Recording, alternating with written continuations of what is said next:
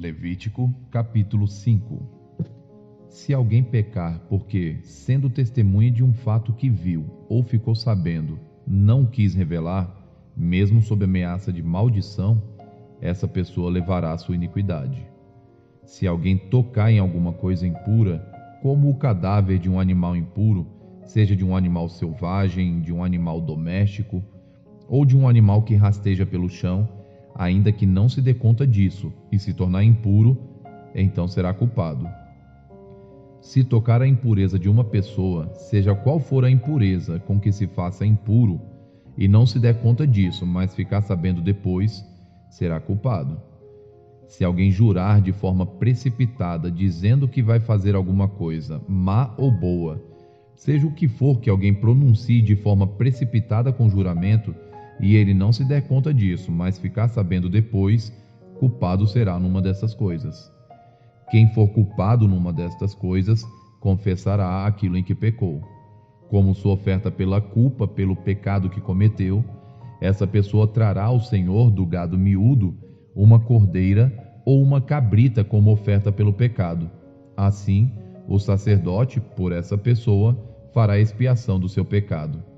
Se as suas posses não lhe permitirem trazer uma cordeira, trará ao Senhor como oferta pela culpa, pelo pecado que cometeu, 2 rolinhas ou 2 pombinhos, um como oferta pelo pecado e o outro como holocausto. Entregará as 2 aves ao sacerdote, que primeiro oferecerá a ave que é oferta pelo pecado. O sacerdote destroncará a cabeça da ave sem a separar do pescoço. Do sangue da oferta pelo pecado, aspergirá sobre a parede do altar, e o restante do sangue fará correr na base do altar. É oferta pelo pecado. E da outra ave fará um holocausto, conforme o estabelecido. Assim, o sacerdote, por essa pessoa, fará a oferta pelo pecado que ela cometeu, e o pecado lhe será perdoado. Porém, se as suas posses não lhe permitirem trazer 2 rolinhas ou 2 pombinhos, então essa pessoa que pecou trará por sua oferta 2 litros da melhor farinha como oferta pelo pecado.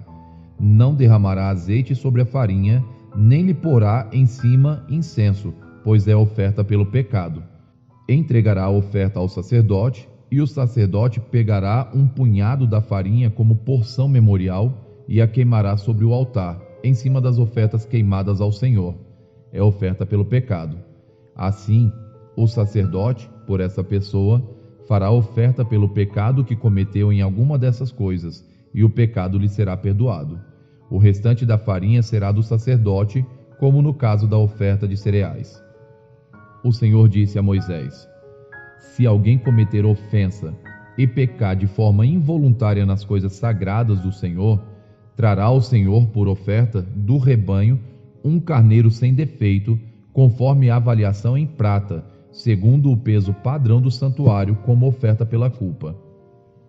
Assim, restituirá o que tirou das coisas sagradas e ainda acrescentará o seu quinto, e o dará ao sacerdote. Assim, o sacerdote, com o carneiro da oferta pela culpa, fará expiação por essa pessoa, e o pecado lhe será perdoado.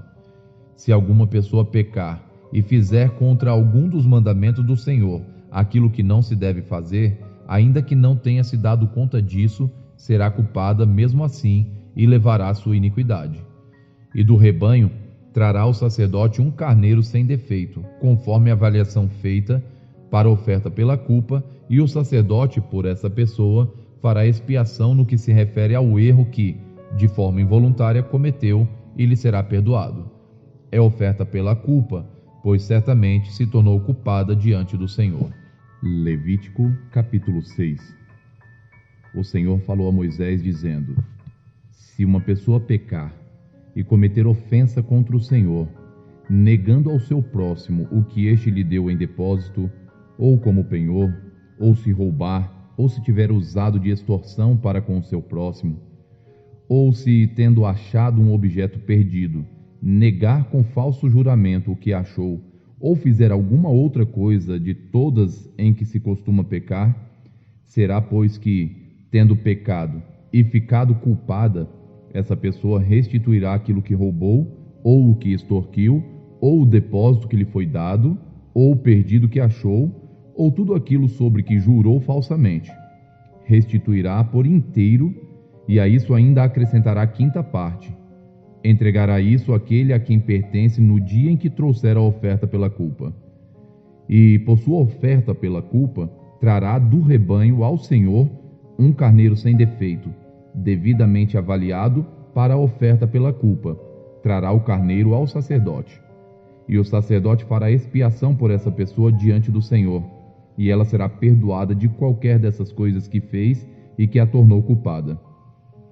O Senhor disse a Moisés: ordene a Arão e a seus filhos, dizendo: esta é a lei a respeito do holocausto. O holocausto ficará sobre as brasas do altar toda a noite até pela manhã, e o fogo do altar nunca poderá ser apagado. O sacerdote vestirá a sua túnica de linho e os calções de linho sobre a pele nua, e levantará a cinza quando o fogo houver consumido o holocausto sobre o altar, e a colocará ao lado do altar. Depois, despirá suas vestes e porá outras roupas, e levará a cinza para fora do arraial a um lugar puro. O fogo sempre ficará aceso sobre o altar, não deve ser apagado. O sacerdote acenderá lenha no altar cada manhã, e sobre ele porá em ordem o holocausto, e sobre ele queimará a gordura das ofertas pacíficas. O fogo queimará continuamente sobre o altar, não deve ser apagado. Esta é a lei a respeito da oferta de cereais. Os filhos de Arão a oferecerão diante do Senhor, diante do altar. Um dos sacerdotes pegará um punhado da melhor farinha da oferta de cereais com seu azeite e todo o incenso que está sobre a oferta de cereais, e o queimará sobre o altar, como porção memorial de aroma agradável ao Senhor. O restante da oferta, Arão e seus filhos comerão. Deve ser comido sem fermento, em lugar santo, no pátio da tenda do encontro o comerão. Isso não poderá ser preparado com fermento. É a porção das minhas ofertas queimadas que dei aos sacerdotes. Coisa santíssima é, como a oferta pelo pecado e a oferta pela culpa. Todos os homens que são descendentes de Arão podem comer da oferta de cereais. Estatuto perpétuo será para as gerações de vocês, dentre as ofertas queimadas do Senhor. Tudo o que tocar nelas será santo. O Senhor disse a Moisés: esta é a oferta de Arão e de seus filhos, que oferecerão ao Senhor no dia em que aquele for ungido. 2 litros da melhor farinha pela oferta contínua de cereais. Metade dela será oferecida pela manhã e a outra metade à tarde. Será feita numa assadeira com azeite. Traga-a bem amassada. Em pedaços cozidos você trará a oferta de cereais de aroma agradável ao Senhor. Também o sacerdote que entre os filhos de Arão for ungido em seu lugar fará o mesmo. Por estatuto perpétuo será de todo queimada ao Senhor. Assim, toda a oferta de cereais trazida por um sacerdote será totalmente queimada, não poderá ser comida. O Senhor disse a Moisés: fale a Arão e a seus filhos, dizendo: esta é a lei a respeito da oferta pelo pecado. O animal que é oferta pelo pecado será morto no lugar onde são mortos os animais oferecidos em holocausto, diante do Senhor. Coisa santíssima é. O sacerdote que a oferecer pelo pecado a comerá. No lugar santo se comerá, no pátio da tenda do encontro. Tudo o que tocar a carne da oferta será santo. Se alguém aspergir desse sangue sobre a sua roupa, você terá de lavar aquilo sobre que o sangue caiu, no lugar santo. E o vaso de barro em que a carne for cozida será quebrado. Porém, se for cozida num vaso de bronze, o vaso deverá ser esfregado e lavado com água. Somente os homens da linhagem sacerdotal poderão comer dessa carne, coisa santíssima é. Porém, não se comerá nenhuma oferta pelo pecado, cujo sangue se traz à tenda do encontro para fazer expiação no santuário. Essa terá de ser queimada no fogo. Provérbios, capítulo 21. Como correntes de águas, assim é o coração do rei na mão do Senhor. Este o dirige para onde quiser. Todo o caminho de uma pessoa é reto aos seus próprios olhos, mas o Senhor sonda os corações. Fazer justiça e julgar com retidão é mais aceitável ao Senhor do que oferecer sacrifícios. Olhar arrogante e coração orgulhoso, a lâmpada dos ímpios, são pecado. Os planos de quem é esforçado conduzem à fartura, mas a pressa excessiva leva à pobreza. Fazer fortuna por meio de mentira é vaidade e armadilha mortal. A violência dos ímpios os leva à ruína, porque eles se recusam a praticar a justiça. O caminho do culpado é tortuoso, mas quanto ao inocente, a sua conduta é reta. Melhor é morar no canto do terraço do que com uma mulher briguenta na mesma casa. A alma do ímpio deseja o mal, nem o seu vizinho recebe dele compaixão. Quando o zombador é castigado, os ingênuos se tornam sábios, e quando o sábio é instruído, cresce no conhecimento. Deus, o justo, observa a casa dos ímpios e os faz cair em desgraça.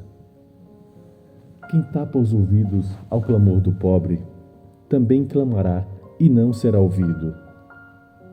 O presente que se dá em segredo acalma a ira, e a dádiva em sigilo vence a mais forte indignação. Praticar a justiça é uma alegria para o justo, mas espanto para os que praticam o mal. Quem se desvia do caminho do entendimento repousará na congregação dos mortos. Quem ama os prazeres acabará na pobreza. Quem ama o vinho e a boa vida nunca ficará rico. O ímpio serve de resgate para o justo, e em lugar dos retos, entregue o infiel. Melhor é morar em uma terra deserta do que com uma mulher briguenta e geniosa. Na casa do sábio há tesouros preciosos e o suficiente para viver, mas o tolo desperdiça tudo o que tem. Quem segue a justiça e a bondade achará a vida, a justiça e a honra. O sábio escala a cidade dos valentes e derruba a fortaleza em que eles confiam. Quem guarda a boca e a língua, guarda a sua alma de muitas dificuldades. Quanto ao orgulhoso e arrogante, zombador é o seu nome. Ele age com orgulho e arrogância. O preguiçoso morre desejando, porque as suas mãos se recusam a trabalhar. O cobiçoso cobiça todo o dia, porém o justo dá com generosidade. O sacrifício dos ímpios já é abominação, ainda mais quando é oferecido com más intenções. A testemunha falsa perecerá, mas quem sabe ouvir, falará sem ser contestado. O ímpio aparenta determinação, mas o justo considera o seu caminho. Não há sabedoria, nem entendimento, nem mesmo conselho contra o Senhor. O cavalo é preparado para o dia da batalha, mas a vitória vem do Senhor. Mateus, capítulo 9, dos versos 18 a 38. Enquanto Jesus lhes dizia estas coisas, eis que um chefe da sinagoga, aproximando-se, o adorou e disse: Minha filha morreu agora mesmo, mas venha impor a mão sobre ela e ela viverá. E Jesus se levantou e o seguiu juntamente com seus discípulos. E eis que uma mulher, que durante 12 anos vinha sofrendo de uma hemorragia, veio por trás de Jesus e tocou na borda da capa dele, porque dizia consigo mesma: se eu apenas tocar na capa dele, ficarei curada. Então Jesus, voltando-se e vendo-a, disse: Coragem, filha, a sua fé salvou você. E desde aquele instante a mulher ficou sã. Tendo Jesus chegado à casa do chefe e vendo os tocadores de flauta e o povo em alvoroço, disse: Saiam daqui, porque a menina não está morta, mas dorme. E riam-se dele. Mas quando o povo tinha sido colocado para fora, Jesus entrou, tomou a menina pela mão e ela se levantou. E a notícia desse acontecimento se espalhou por toda aquela terra. Jesus, saindo dali, 2 cegos o seguiram gritando: tenha compaixão de nós, filho de Davi. Quando ele entrou em casa, os cegos se aproximaram e Jesus lhes perguntou: Vocês creem que eu posso fazer isso? Eles responderam: Sim, Senhor. Então Jesus tocou nos olhos deles, dizendo: Que se faça com vocês conforme a fé que vocês têm. E os olhos deles se abriram. Jesus, porém, os advertiu severamente, dizendo: Tenham cuidado para que ninguém fique sabendo disso. Eles, porém, saíram e espalharam a notícia a respeito de Jesus por toda aquela terra. Quando eles saíram, eis que trouxeram a Jesus um mudo endemoniado, e assim que o demônio foi expulso, o mudo passou a falar, e as multidões se admiravam, dizendo: Jamais se viu tal coisa em Israel. Mas os fariseus diziam: Ele expulsa os demônios pelo poder do maioral dos demônios. E Jesus percorria todas as cidades e aldeias, ensinando nas sinagogas, pregando o evangelho do reino e curando todo tipo de doenças e enfermidades. Ao ver as multidões, Jesus se compadeceu delas porque estavam aflitas e exaustas como ovelhas que não têm pastor. Então Jesus disse aos seus discípulos: A seara é grande, mas os trabalhadores são poucos. Por isso, peçam ao Senhor da seara que mande trabalhadores para a sua seara. Curta, Comente E compartilhe.